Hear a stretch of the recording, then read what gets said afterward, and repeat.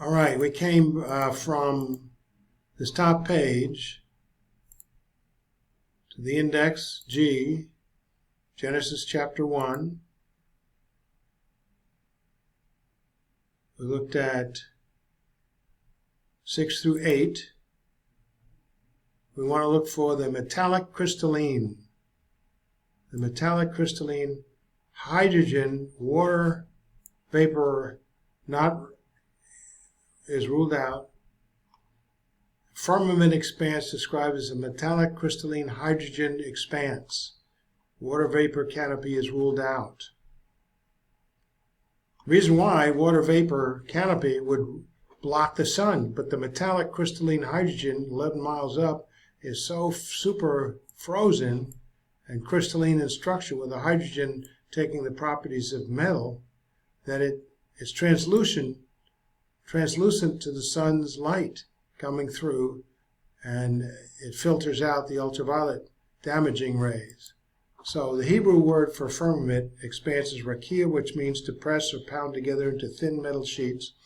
This is the explanation of how the canopy or arch of heaven was formed and stretched out around the world in thin metal sheets.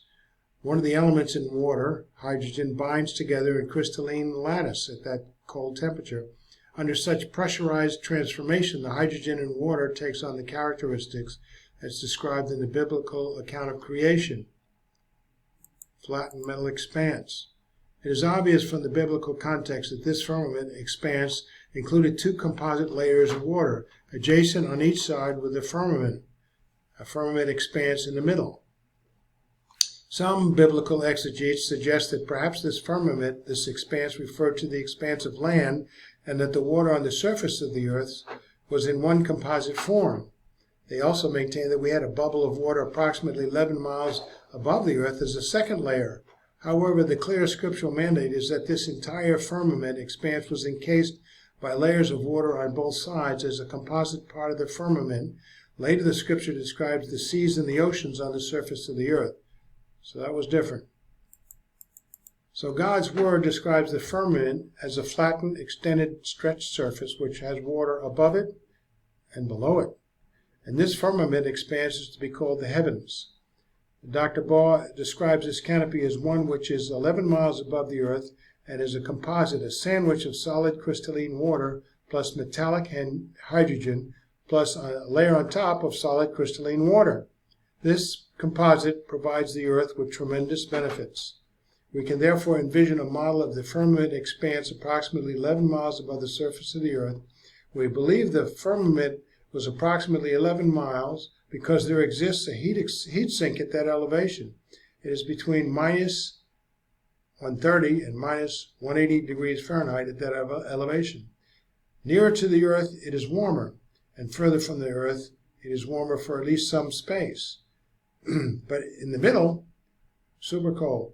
If we were to amass the amounts of water present on the earth and assimilate the greater amount of water within the earth, this would leave the approximate remainder of a 10 to 20 feet thick, lineal dimension double encasement of water in solid crystalline form as the firmament expands.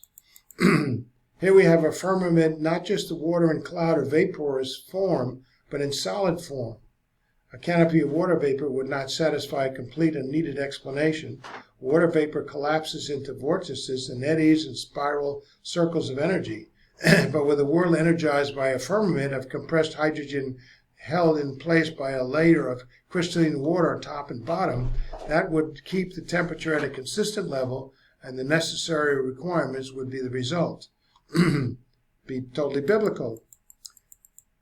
This is just a plausible explanation until something better comes along, but it sounds pretty plausible to me. The Hebrew context shows that the water in the firmament expanse are in a very special form. It was apparently in crystalline form, pure, transparent, relatively thin ice. It was probably no more than 20 feet thick at best. The Hebrew word used to describe this firmament is really quite astounding. In fact, if we do not follow the Hebrew literally, our model does not work at all. The biblical record, therefore, has to be literal, or it really isn't verifiable. This firmament had to be of a literal composite, just as the scripture stated. The word used in the Hebrew to describe their firmament is rakia, which means to compress or pound out and stretch out this arch of heaven in thin metal sheets. On day number 1, God concluded the creation of this day by saying it was good. On days 3 through 6, he also concluded the day's creations by saying it was good. However, on day number 2, God did not say that it was good. This is because day number 1, he had already pronounced it as good. He did not create new elements on day number 2. He simply used the elements he created on day number 1, the elements of hydrogen and oxygen. And many very fine scientific creation researchers have envisioned for decades that there was a greenhouse effect before the flood, and in all probability there was. They envisioned that there was water vapor, perhaps in cloud form, above the earth. However, we simply use the vaporous form of water. The scriptural mandate for Genesis 1:14-18 cannot be fulfilled because it says the stars were set or enhanced, added in full dimension to this firmament expanse. If the firmament expanse cover had simply been water vapor, the stars would only have been seen in approximately 80% of the detail that we see today, because what would be much greater, the amount of cloud cover by the flood, would block some of it out. Yet the biblical record says that the stars were enhanced and not blocked out. The original Hebrew word is Nathan. The literal translation means that they were added and yielded in full dimension within this firmament, the expanse. The only way that this could have worked is for the rakia to have a literal meaning, compressed or pounded out and stretched out in middle sheets that are translucent because of the water, and the hydrogen metal was not blocking translucent light. Researcher Dan Cook spoke to one of the physicists involved in the hydrogen bomb project at Lawrence Livermore National Laboratories. The physicist related to him that the scientists there some years back took the elements of water and compressed them under super cold cryogenic circumstances. Hydrogen became near metallic in form and took on the characteristics of metal. So we have scientific laboratory experimentation to show this is plausible. It became crystalline, transparent, fiber optic, superconductive, and ferromagnetic. Interesting. All of these characteristics have tremendous implications and provide a biblical corroboration. The hydrogen in the water is compressed and energized, and pressure held in stasis form because of the crystalline ice on each side. For the biblical record states that God made the firmament in the middle, with water above and water beneath. Under such super cold circumstances where great pressure exists, in addition to tremendous energy, hydrogen takes on metallic characteristics.